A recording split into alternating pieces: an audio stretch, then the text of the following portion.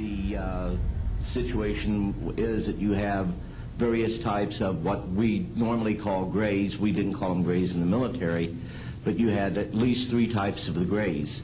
You had some that were much taller than we were.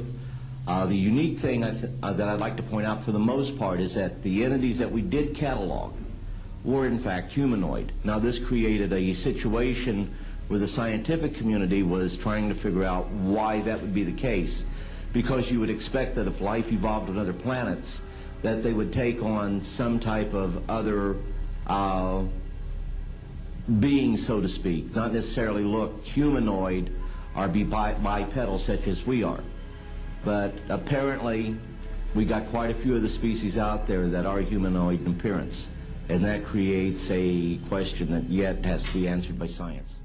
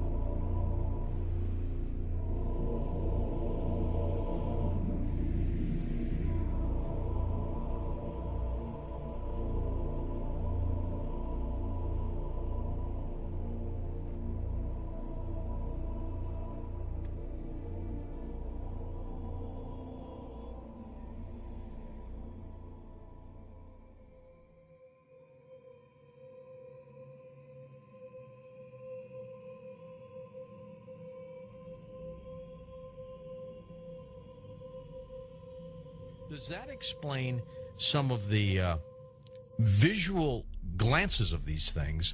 They seem to just simply disappear. They're gone. Exactly. I mean, they're appearing out of nowhere and then disappearing right in front of people. And that's why scientists who have no axes to grind, they just say that it doesn't make that much sense. And also, if they're just trying to observe us, to take account of what we're doing on Earth, I mean, after a while, after so many months or years or centuries, it kind of gets old. They either would take us over, or they've already discovered all the information they need to know about Earthlings, and so they're just going to take us over or make first contact and just sort of do what they need to do next. To endlessly observe us, it doesn't make any sense. It's something where, and also see if we have all these sightings, as you know much better than I do. Where are they landing? We don't see them getting out to get anything to drink or to eat. We don't see them. They've never tried to make contact with any large amount of people in a major city, and so this doesn't. And also all the endless medical procedures that the people who have claimed to have been abducted, why the endless medical procedures? I mean, if we're talking about such an advanced race of alien beings, they don't need to do that over and over and over again. Interesting perspective. Let's talk about some of the facts out there of evidence that may support your conclusion that the UFOs are spiritual phenomena, not physical, like so many other people also believe. What can we pinpoint again? Well, again, it's something where you cannot have a material or a physical being penetrating the ground, penetrating the water, appearing in front of people, then disappearing instantly, and then also changing colors, sometimes only when they're accelerating, with every color in the spectrum has been reported. Many UFOs coming and making one UFO breaking apart and then going into multiple UFOs. It doesn't make sense. And then not only just that, but to get into the fact of how far they're traveling and the speeds that they would have to travel, and just the other problems with cosmic dust and traveling at the speed of light, and then running into those bits of cosmic dust, the explosions that would be created, the amount of energy that would be consumed in traveling from these distances. Just all those kinds of things really scream out that you're dealing with a spiritual phenomenon, not a material or physical phenomenon. There does seem to be a deception here, because I've always wondered, my gosh, if they're that benevolent, if they're that understanding of humankind, make yourself available.